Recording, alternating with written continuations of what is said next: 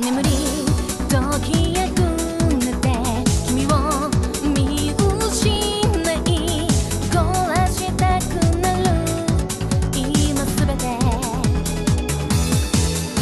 望む言葉が二度と聞けないなら命さえ無意に差し出すでしょう消えそうな輝きへと寄り添う想い孤独だよ私のもとにも朝日が来るの答えて二人をつなぐ愛があると招かれた絶望の果てに立ち向かう生まれて滅びる人の意識こそが Et salut tout le monde, c'est Ruiz Anubis et nous allons juger notre premier manga qui se nomme Densetsu no Yusha no Densetsu ou The Legend of the Legendary Heroes.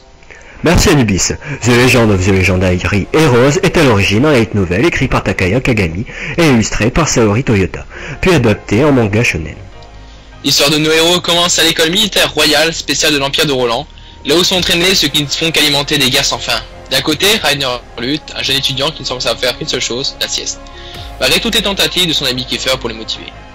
Mais en réalité, Rainer cache un important secret, il possède l'Alpha Sigma, un pouvoir qui lui permet de copier toutes les magies.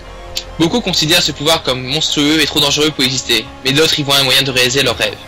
C'est le cas de Sion Astal, fils légitime d'un noble et d'une roturière, ainsi que chef de l'escadron de Rainer. Sion n'a qu'une idée en tête, devenir roi pour abolir la domination sur l'empire des nobles corrompus qui se servent des guerres pour défendre leur seul intérêt. En fouillant le passé de Rainer, Sion découvre son secret et lui demande son aide. Malheureusement, tout se précipite lorsque l'escadron est envoyé au front à la suite d'une attaque d'un empire voisin. Et maintenant nous allons parler des points négatifs et positifs de ce manga. Tout d'abord les dessins. Ah ça c'est sûr, ils sont bien développés.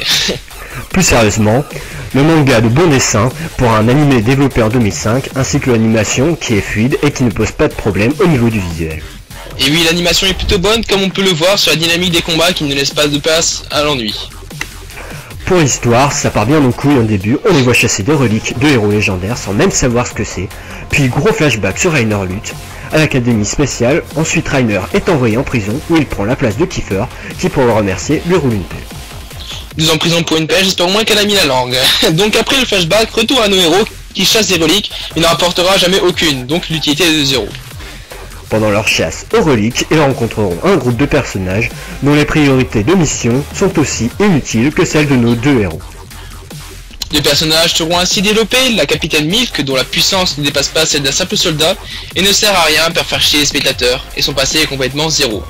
Le second personnage est Luke Stockard, qui est le seul personnage intéressant du groupe, qui montre du style, de la puissance, à l'inverse du capitaine, bien que son attachement à celle-ci le rende complètement inutile. Il y aura les retours de leur capitale à leur voyage, n'apporte rien de plus qu'une touche d'humour, de plus les changements incessants entre Sion Astal et Rainer Luth cassent le rythme de l'histoire.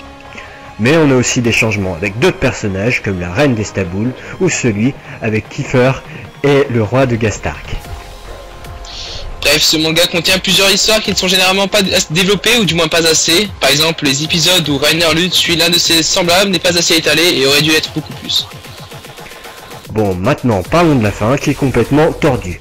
Rainer qui est la réincarnation du démon de la solitude qui s'est séparé en deux parties, celui qui résout les formules et celui qui les crée. Une partie est détenue par Rainer et l'autre par Lucileris qui appartient à Sion. Sion qui est la réincarnation du héros déchu. Pour sauver le monde, Sion doit répéter la prophétie en récupérant la partie de Rainer et donc en le tuant. Sion n'arrive pas à tuer Rainer et se laisse absorber par le héros déchu, qui part en guerre. Rainer et Ferris décident donc d'aller le sauver.